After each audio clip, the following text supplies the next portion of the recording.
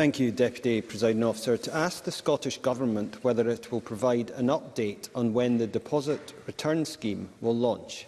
Minister Lorna Slater. Scotland's deposit return scheme remains on course to launch on the 16th of August this year. I continue to urge producers to begin their registration for the scheme if they haven't already, and to contact the scheme administrator, Circularity Scotland, as soon as possible for advice. The launch of a scheme of this complexity that every single person in Scotland will participate in isn't easy, but it is significant and it is transformational. I am grateful to businesses of all sizes that are continuing to make good progress as they prepare for launch in August of this year. Maurice Golden. I thank the Minister for that answer, but however much the Minister wants to pretend otherwise, the reality is a delay is now almost inevitable at some point. The question is, do we take an informed and workable pause to rescue the scheme, or wait for the Scottish Government's staggering level of incompetence to force us into a messy delay? Because when the deadline for producer registration runs out at midnight, we pass a point of no return. A workable pause then becomes extremely difficult, because businesses will be liable for a delay, even though it's through no fault of their own. Businesses need urgent assurance. So can the Minister confirm 3 points? How many producers have signed up? How will the Minister ensure businesses are not held liable for a delay? And has the application for an internal market exemption been officially submitted? Minister. I thank the member very much for those questions. The member is confusing today's deadline with producers becoming a liability with the scheme. Those are two separate matters. Today's deadline is for producers to register with the scheme. The scheme would go live on August 16th, and I think the member is confusing liabilities around that delay, which maybe have been discussed in the press. I can absolutely confirm that the Scottish Government has been following the agreed process to seek the exclusion of the DRS regulations from the Internal Markets Act. This has been the subject of discussion with the UK Government beginning in 2021, when we saw a broad exclusion under the Resources and Waste Common Framework, when an exclusion was agreed covering Scotland's single-use plastic regulations. We will continue to press the UK Government for a decision as soon as possible to give businesses the clarity that they need. Maurice Golden. Thank you, Presiding Officer. That was very helpful. So, no, their application hasn't been submitted. And also, for any producers out there, according to the Minister, she has guaranteed that the legal agreement you have signed with Circularity Scotland bears no liability for your business. That's on record. But this morning, the Minister effectively accused hundreds of businesses of having no credibility. More than 500 businesses signed an open letter to the Minister calling for the scheme to be paused. As of MSPs, including myself, and having spent 10 years in the waste management sector, I won't take any lectures from the Minister presiding over a car crash. Businesses are staring ruin in the face, while the Minister seems to be closing her eyes, crossing her fingers and hoping for the best.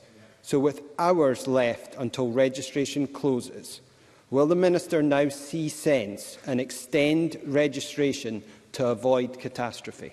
Minister. Thank you very much, Member. The member has misrepresented what I've said with respect to the liability in terms of today's deadline.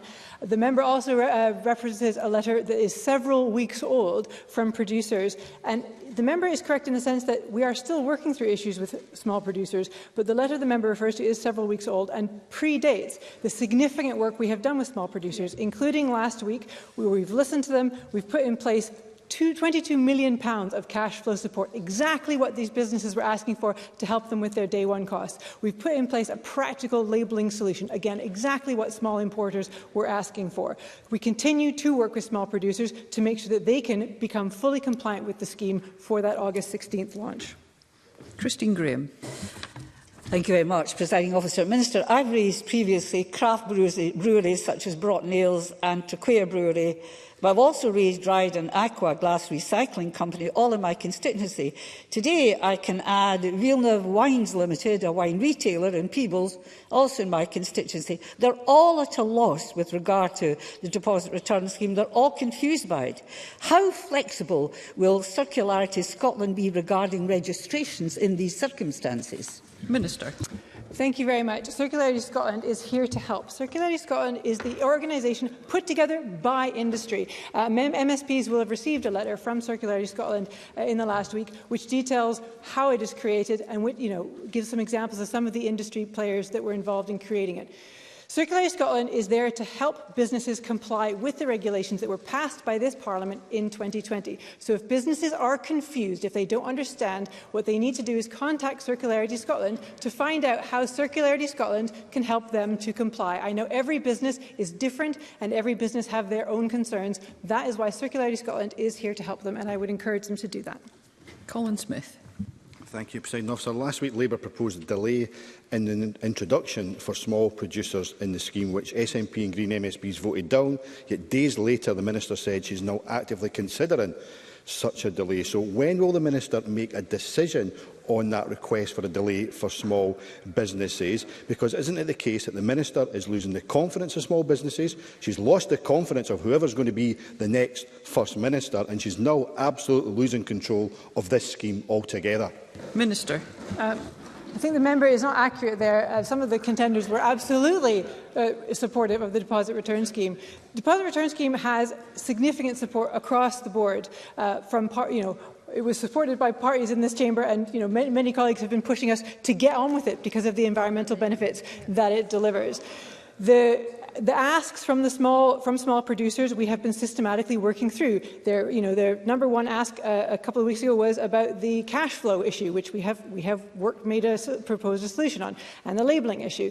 You're right. The ask on the table right now is around that grace period, and we are seriously considering that and looking into what the implications are. I have been listening all along, and we will be continuing to work with business to bring them into compliance with our legislation as passed by this Parliament in 2020. Liam MacArthur. Thank you. The Finance Secretary, who presumably signed off these proposals round the Cabinet table, has suggested that if implemented, it could lead to economic carnage. In light of this complete breakdown in ministerial responsibility, and in order to rebuild confidence within the business community, the wider public, and even in this SNP Green coalition, will the Minister now agree to pause, to undertake that review and ensure that the proposals brought forward in Scotland command that confidence and can be as successful as we've seen in countries around Europe? Minister. I thank the member for the question. Implementing of schemes like our deposit return scheme in Scotland is a challenge wherever that's true, and that has been true for successful schemes around the world. That before they're implemented, they look challenging, people have to make those adjustments, but after they're in place, these matters are well understood. The situation where we are today is that hundreds of millions of pounds have been invested by Scottish businesses toward the launch of this programme. Over 500 jobs have either been recruited or are in the process of being recruited. The sorting centres sites have been set up and the trucks to do the reverse logistics have been ordered. This is all in place, moving towards that August 16th deadline. Those businesses that have made that substantial hundreds of millions of pounds, the jobs created in that, those businesses only get their return on investment when the scheme launches. These businesses are counting on us to do our part to launch the scheme on August 16th. So my role here is to make sure that all businesses in Scotland are able to become compliant and participate in the scheme in a pragmatic and practical way. And that is what we're doing. The issue on the table isn't around the launch date. It will launch on August 16th. The issue on the table is how we support all businesses in Scotland, especially our small businesses, to fully participate in the system and therefore gain the benefits of the system. Mark Ruskell. Thank you. Can I ask the Minister what impact the continued uncertainty presented by the failure of the UK Government to issue an Internal Market Act exclusion will have on the deposit return scheme? Minister. Thank the member very much for the question.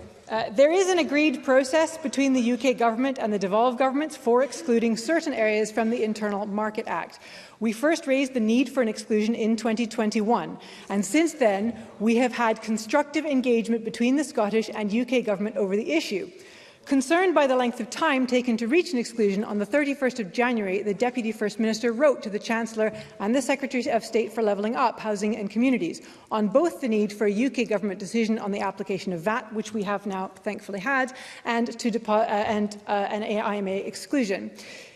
We now need the UK government to issue that exclusion for Scotland's deposit return scheme from the Internal Market Act. Given these are long-standing plans, that we will make an important contribution to our climate change and recycling targets and will give businesses the clarity they need. I expect a decision from the UK government on this matter as soon as possible. Daniel Johnson. Thank you, Presiding Officer. So today we hear that from Lorna Slater that it's all on track. Yesterday we heard from Humza Yousaf that there needs to be a pause, and Kate Forbes says there'll be carnage. 3 different ministers, 3 different positions on DRS. Can the Minister confirm that Section 2 of the Ministerial Code has been suspended with regard to DRS? Minister. The member is not accurate with what he said with respect to what Humza Yousaf said. Humza Yousaf mentioned the grace period that small producers have requested, and as I've said to the member here, this is a matter for discussion and consideration, because I want to do everything we can to help small producers engage with this scheme. But we are working together with industry to launch this scheme on August 16th this year. And Co-Cap Stewart. Kat Jones, Director of the Association for the Protection of Rural Scotland, said, "We are in the middle of a climate crisis with litter plaguing our towns and countryside. The price of any further delay or weakening of the deposit return scheme system would frankly be unbearable." Does the Minister agree? Minister. Thank you for the member for that question. Yes, of course, we have to take bold and ambitious action now to tackle the climate emergency. Our deposit return scheme will launch in August and will be a major part of our efforts to reduce littering, cut emissions and build a more circular economy. Our scheme will reduce littering by 1/3 and increase recycling rates of single-use drinks containers toward 90%. The scheme will reduce CO2 emissions by 4 million tonnes over 25 years, the equivalent of taking 83,000 cars off the road. Myself, government officials and Circularity Scotland continue to meet regularly with industry to ensure a pragmatic approach to the implementation of DRS.